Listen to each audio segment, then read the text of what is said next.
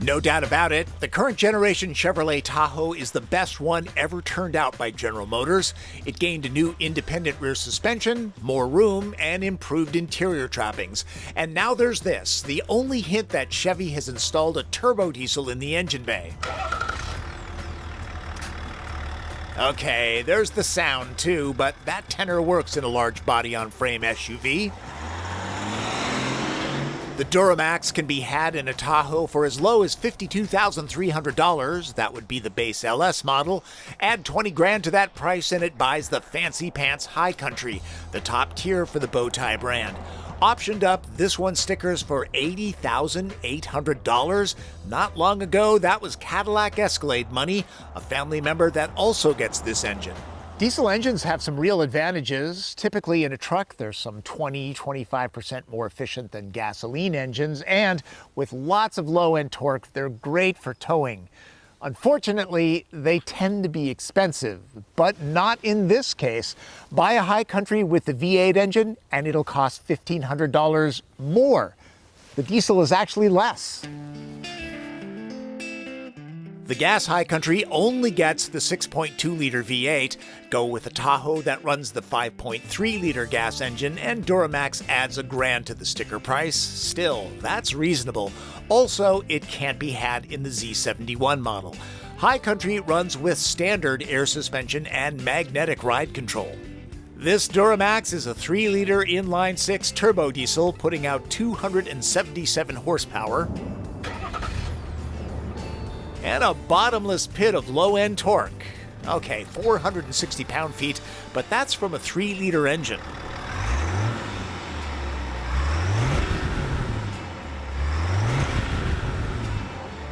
It's a smooth operator. Owners will have to keep it filled with AdBlue fluid, and in many places, diesel fuel is pricier.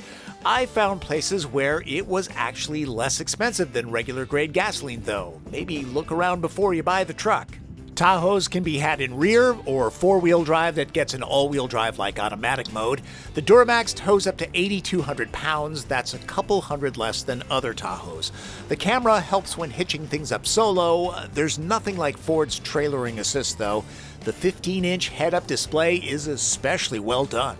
Don't like push-button operation? Well, this uses pulling action. It does take some time getting used to. The 10-speed Hydromatic transmission is well calibrated. Manual shifting is also a button thing. These are for the sound system controls. All the information a driver will ever need and more is available. Remember when trucks used to be basic workhorses? No wonder there's a microchip shortage. Of the 3 available engines, the diesel has the least amount of horsepower, but the same torque as the 6.2-liter V8 gas engine. 460 pound-feet moves this 6,100-pound machine off the line in a satisfying way. Yeah, you do hear a little bit of diesel grumble off the line, but it's not bad, and acceleration is quite good. At least it feels that way. A 0 to 60 time of just under 8 seconds is about a second off the 5.3-liter, and then there's the 6.2, but the power band of the diesel allows for enough passing power on roads like this without too much stress. Quiet inside, the Duramax can be heard when the throttle is dropped, but it's refined. As far as fuel economy is concerned, I'm averaging 22-23 miles per gallon, and considering the size of the Tahoe, that's not bad. The EPA efficiency numbers are the same as a Subaru Ascent. Adaptive air suspension, magnetic ride control, and the independent rear suspension combine to give Tahoe a remarkably docile dynamic for a truck-based SUV. This is no Miata. It's a big rig, but considering the size, it's pretty impressive. I wouldn't want to drive it in dense urban traffic, but out here it's great. The seating position is quite high if you're prone to altitude sickness. As far as drivability is concerned, some SUVs drive a size smaller than they are. Not Tahoe, it feels as big as it is. Tahoe tracks true down long stretches of highway with solid on-center feel. Wind noise is minimal at 75 miles an hour. The shed-sized hood hides small humans at crosswalks. Fortunately, basic automatic emergency braking is standard, advanced is available. Chevy is now offering adaptive cruise control on some of its lower Tahoe trims, but certainly not all. The lane keeping assist lets this SUV wander quite a bit. Confidence-inspiring, it is not. As far as structural rigidity goes, this is a very smooth road and everything is good. Earlier this week, I was on a very rough patch of pavement and there was a little bit of cowl and column shake. That's something to look for on your test drive. Keep in mind there's similar room, more nimble handling, and perhaps better efficiency out of unibody-based SUV crossovers like Traverse, Enclave, Atlas, Telluride, Highlander, Palisade, and the new Pathfinder. They also cost less. If you don't need lofty towing capabilities, those will do a family proud. Time to check out the automatic engine stop-start system. This one's okay. There's a little bit of shudder on shutdown. On restart, pretty smooth. And remember, it can be turned off.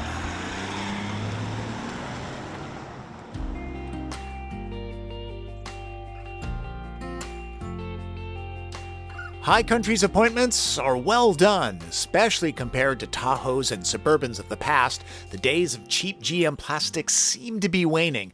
The jet black mocha colorway is a rich choice, and there are nice details when getting in close. Bronze accents are exclusive to this trim level. Lots of storage spaces in the doors, all over actually. This one is custom built for an energy bar. The optional center console has kind of a secret compartment within the hidden space. Thieves will never know. Okay, now they do. The main section is large enough for a change of clothes. Load cargo to the roofline, and this digital mirror is a safety advantage. The rich, punchy Bose system is good, if not a bit bass boomy. Heated and vented leather chairs are built to coddle Americans, but they're not adjustable for cushion length. General Motors does a good job with user interfaces. Deceptively rudimentary at first glance, it's powerful and well laid out. Alexa voice commands might not be as good as BMW and Mercedes systems, but they're decent. Hard controls are there for all the things you need to get to quickly. Wireless charging pairs well with wireless Apple CarPlay and Android Auto, standard on all Tahoes. This Chevy can seat up to 8, depending on model. High Country's mid-row setup with loads of adjustments drop that to 7. There's as much or as little legroom as you want. The 12.6-inch entertainment system is fairly sophisticated with plenty of input options and power ports, or use the 4G LTE Wi-Fi hotspot. No 5G option yet. Pockets aren't an issue, storage is good. A rear climate zone is standard kit on all Tahoes. Heated chairs start at the premier level.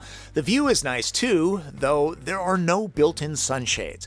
While a child seat can't be left in, this is simple to do, creating a wide path to the back, though Tahoe rides high, so small kids have to deal with that.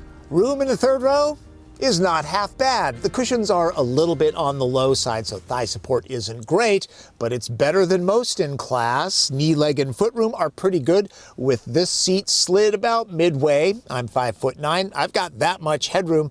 My only real gripe is trying to get 3 adults back here. That would be cramped. 3 kids, that would be fine. And there are cup holders and USB ports. Really, what else would you want? GM's portfolio of truck-based SUVs that include GMC Yukon and Cadillac Escalade don't just drive well, they look good too.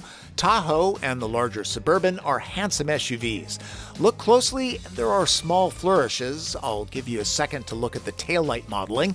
Nicely done.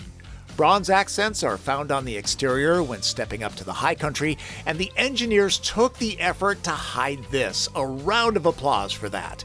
It's not just the diesel that improves fuel efficiency. Check out the aerodynamic touches, making Tahoe as wind slippery as the broadside of a barn door can be. Truth be told, I'm not crazy about large vehicles like this, Ford Expedition, Nissan Armada, and the ancient Toyota Land Cruiser and Sequoia, maybe because Seattle is densely populated with narrow roads. Usually there's a Chevy logo that projects onto the pavement so you know where to kick for the kick to open tailgate, but of course it's being camera shy. Remember, the new Tahoe has that independent rear suspension, plus it's a little bit bigger, so there's more room behind row 3. In the past, I could only get 3 packs of TP back here max. Now, 5 fits pretty easy. Under the load floor, there's a little bit of space, enough for my stinky running clothes, but that's about it. Because of Tahoe's size, remote releases are a godsend. Otherwise, reaching in from the back door is a hassle. Same goes for power raising. It's a huge help, especially for petite owners. This is over 72 cubic feet. Need more? In max cargo mode, it's 130 cubes, a cavernous and flat space to do chores with. In some ways, SUVs are better than pickups, because of security. Tahoe's higher floor makes it a bit more cumbersome to load than, say, Chevy's own Traverse, which is 6 inches shorter and 1.5 inches narrower. Yet, they both score the same in the TP trunk test, 20 packs, though some minivans hold up to 26 bundles. Just saying. Let's move on to red light, green light. Green light. The refined 3-liter inline-6 Duramax turbo diesel is an excellent choice. Love the torque and efficiency. Driving dynamics and comfort are impressive for a large truck-based body-on-frame SUV. The design, build quality, and ambiance of the High Country are much improved over the outgoing Tahoe. Yellow lights? The goodness of Tahoe High Country comes with a sticker price of $80,800 as tested. Any efficiency and torque added by the Duramax is countered with less availability of diesel fuel and the possible extra cost. Yeah, it's roomy, but there's the potential of dread in tight urban spaces and parking ramps. Red light. The Duramax gives up some acceleration and a couple hundred pounds of towing ability, though that's not a huge deal. Generally, I'm okay with push-button transmission controls, but pull switches are awkward. The lane keep assist function is practically useless, crossing striped lines before it slowly reacts. Where's Super Cruise at this price point? If you seethe over large vehicles like Tahoe that many Americans want but don't need, I get it, but I'm surprised you're still watching. Giant SUVs are not pedestrian friendly. As a guy that breathes air, the smog rating of 3 out of 10 is a reason for my lungs to protest. 2023 should bring electrified versions of Chevy's pickups and SUVs. It will be interesting to see what the next 5 years bring. Breaking this rig down, if you need to tow and you need room, Tahoe is an excellent choice. And the diesel is a great engine. Don't be afraid of diesels. Know your needs, purchase the right vehicle. Whatever engine buyers go for, the Chevrolet Tahoe is a proper tool for getting things done in comfort and style. The fabulous Martin Campbell and I found a new road to shoot on. Hey, that's Chevy's tagline, right? Find new roads?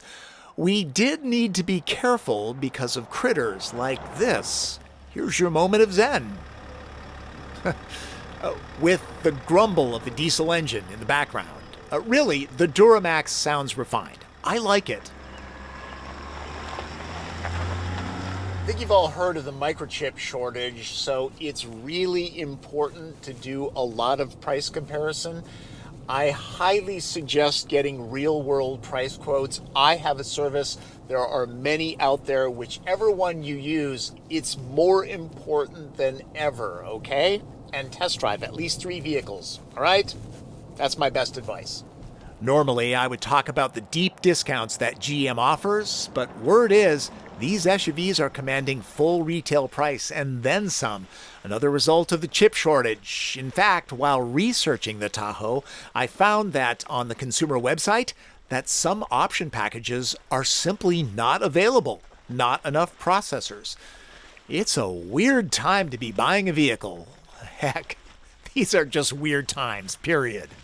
This is the end. Time for the fun fact. This time, it's the Chevrolet bow tie logo. Where does it come from? What does it mean? Well, apparently it really doesn't mean anything.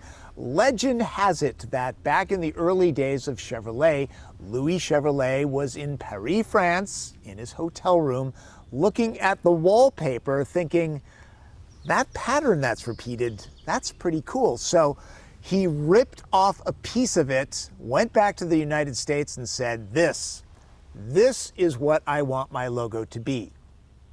I'm sure the hotel was really happy with that. A lot of people just steal towels. He ripped up the wallpaper. Well, thanks for watching. Remember to subscribe. Every Tuesday, great car reviews like this. That's Driven. I'm Tom Voelk.